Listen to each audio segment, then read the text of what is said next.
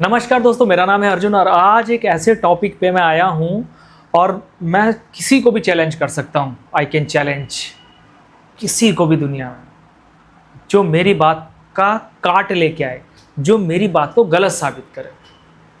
जो बोलते हैं ना कि यहाँ पे ऐसी दिशा होनी चाहिए, वहाँ पे वैसी दिशा होनी चाहिए, वहाँ पे ऐसा दिशा होगी तो अच्छा हो जाएगा। ठीक है,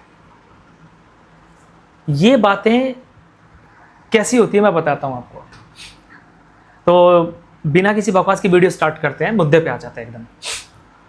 समझो आपने घर लिया, दो चीज़ें हमेशा ध्यान रखिए, क्योंकि पहले ज़माने में क्या होता था, आदमी खाना घर में खाता था और शौच करने के लिए बाहर जाता था।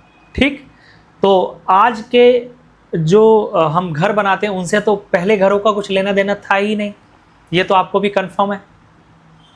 और जो शौचालय होते थे वो इतना दूर होते थे घर से, जो आज के समय में असंभव है। आज के समय में तो संभव है ही नहीं।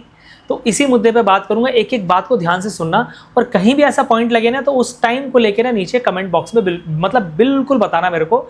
मैं अपनी गलती का सुधार भी करूंगा। मैं ये नहीं कहता हूँ कि आई एम परफेक्ट, बट मैंने ये चीज़ सीखी है और जो मैंने सीखी है मैं वही आपको बता रहा हूँ। और मैं आसपास ये चीज़ें देख रहा हूँ कि किसके घर में खुशी है और किसके घर में खुशी नहीं है। ठीक है, तो स्टार्ट करते हैं। अभी जिसको लगता है ना कि वास्तु होना चाहिए, ईस्ट वेस्ट होना चाहिए, ये होना चाहिए।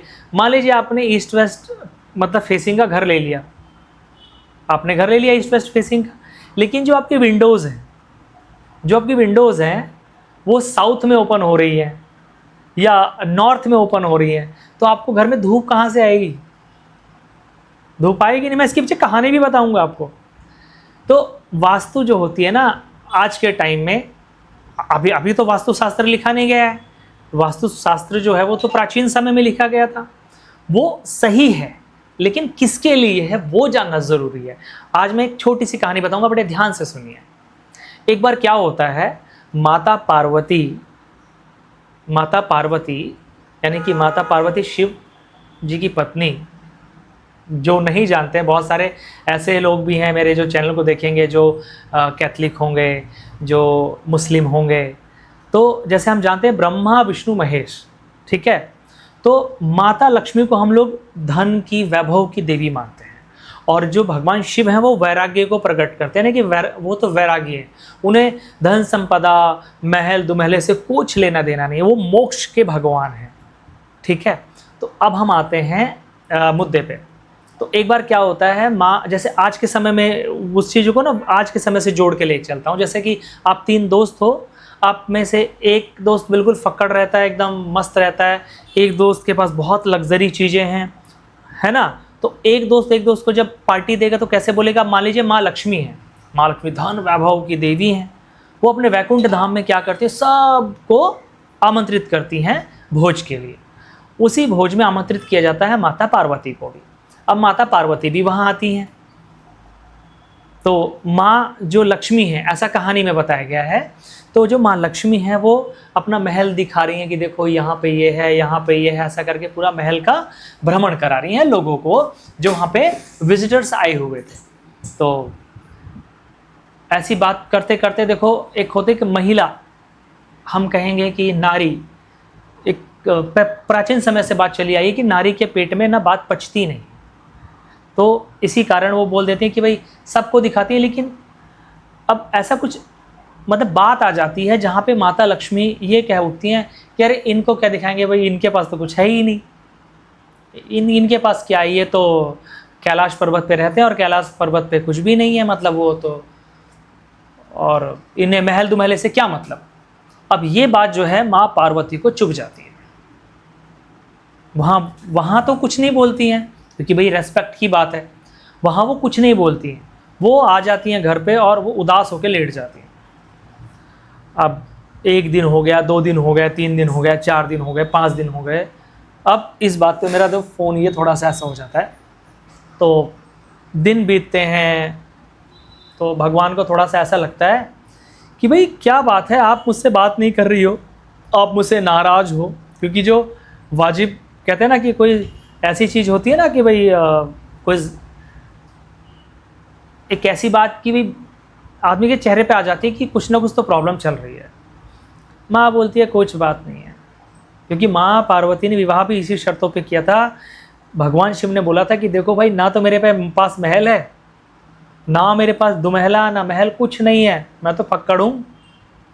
आपने शिव पार्वती विवाह की वो भी सुना होगा गीत, और पूरा कहते हैं ना राख में अपने आप को लपेट के आए थे, तो वो तो वचन पहले ही बंधा हुआ, तो कह नहीं सकते थे।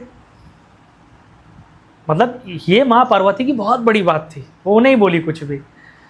अब भगवान शिव तो त्रिकालदर्शी हैं, वो तो सब कुछ जानते हैं, पल पल की खबर रखते हैं, फिर भी सामने से सुनना चाहते थे जिह्वा से।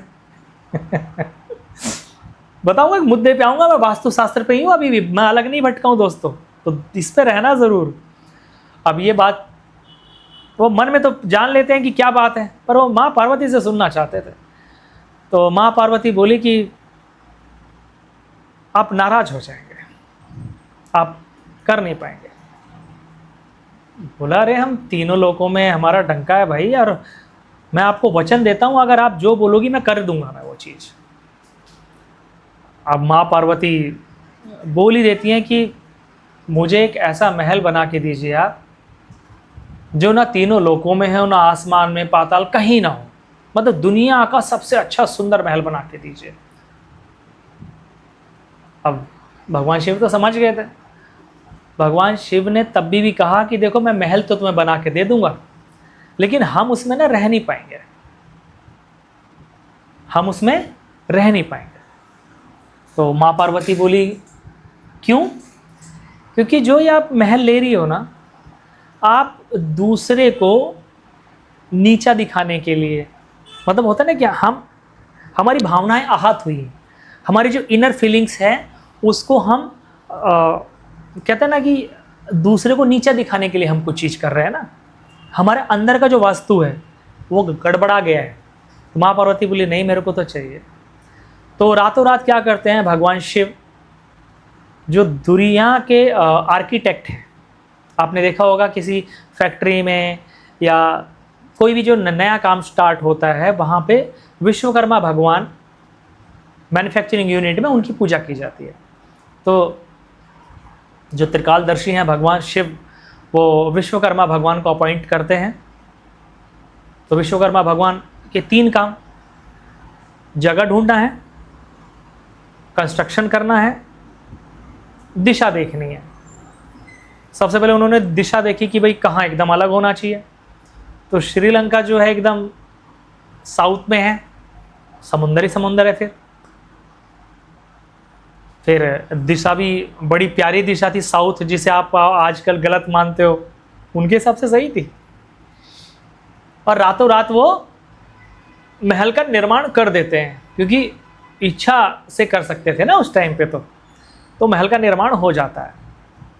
अब बोलते हैं कि भाई महल का निर्माण तो हो गया, जैसे आजकल भी गृह प्रवेश होता है, तो कोई भी आप जब घर बनाते हो तो जो क्रिश्चियंस हैं वो अपने होली जो वाटर से कुछ करते हैं, मतलब हर धर्म का अपना अपना अलग एक रीति रिवाज है।